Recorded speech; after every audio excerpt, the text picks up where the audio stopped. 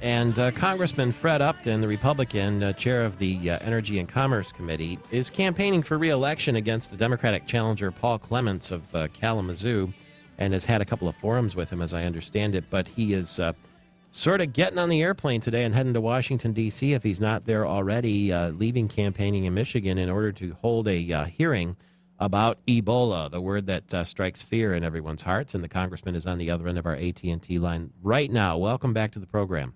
Hey, thanks, Michael. It's as you know, it's Fred, so that way you know it's not an imposter. Okay. But I actually came back last night on the last flight. Actually sat on the runway for a couple hours in Detroit as they had a big storm that hit D.C. last night. Oh, that's always pleasant to sit there for 2 hours and capsule it in. I'm glad you brought that up, because this morning CNN is talking about this nurse who was stricken with Ebola, and the CDC has cleared her to fly.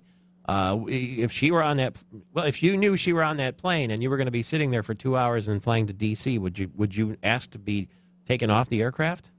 You know, it's I don't know why they would allow anyone. I mean, this one nurse who was infected. Yeah, I'd be very concerned. As you know, this is the buzz everywhere. Passing through Metro last night, I left from South Bend. I guess my crew was flying. I mean, everyone everywhere is talking about this thing. And how can a nurse who is dealing with bodily fluids, apparently used catheters on this guy who died, Mr. Duncan, and all that, has a temperature of almost 100 degrees, calls the CDC, and they say, yeah, it's okay, you can get on the plane. So you just think about it. So I'm watching the people get on. You know, you got your bag in your right hand, your ticket thing, and, you know, did she have an electronic ticket? Did she have a paper boarding pass? Did she sneeze getting in the line? Did she, you know, is that on the boarding pass? Is she handing that to the ticket agent to scan and then hand back? And then, I mean, it's just like, whoa. Yeah. We got a problem. And, I mean, it's a larger problem, I think, is why don't we have travel restrictions? You know, did you know that we're giving as many as 150 visas a day to folks from West Africa to come here? Those aren't U.S. citizens returning for health care. That's 100... of which now they just I mean, this has been going on big time for months. I talked to Dr. Frieden at the CDC. I want to say it was the last week in July when this thing first broke. I mean, here it is, mid-October, and no restrictions at airports, and still the restrictions that they announced earlier in the week doesn't even hit 100% of the people that are coming in every day. How is that? What are you hoping to learn today in D.C. with the hearing? Well, lots of questions. I mean, we have, you know, I got to tell you, too, it's pretty unusual to have a hearing in D.C., congressional hearing, when Congress is actually out of session. Mm-hmm. And this subcommittee, one that I once chaired, so did John Dingell. John Dingell chaired this subcommittee as well. This is viewed as really the best and the brightest. These are the best members of the committee. The focus has always been bipartisan.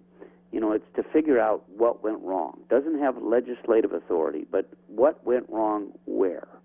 And based on what we learned, then you might see legislation that moves further. Not suggesting that's with this, but certainly we're putting the focus on what went wrong. We've got some pretty good witnesses. Yes, we have Tom Frieden, who's the director of the Center for Disease Control. We have Tony Fauci, who's the NIH. He's the director of the Allergy and Infectious Disease Unit. Very well-respected guy. Has been there for a long time under both Bush as well as the Obama administration.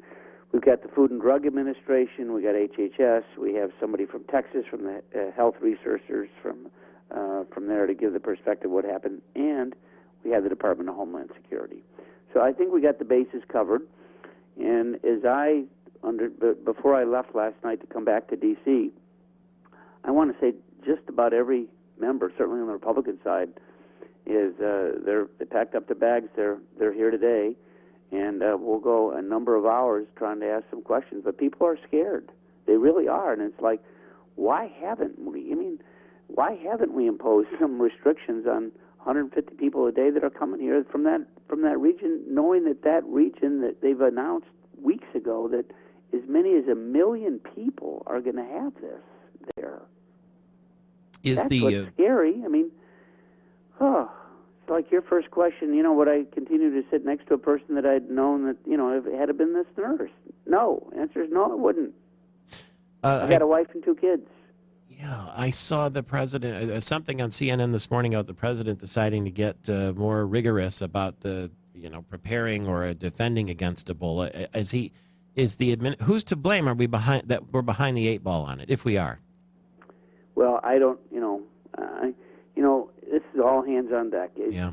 The administration themselves is saying something along the lines of, look, we don't want to have 20/20 hindsight in terms of what we should have done. Well, guess what?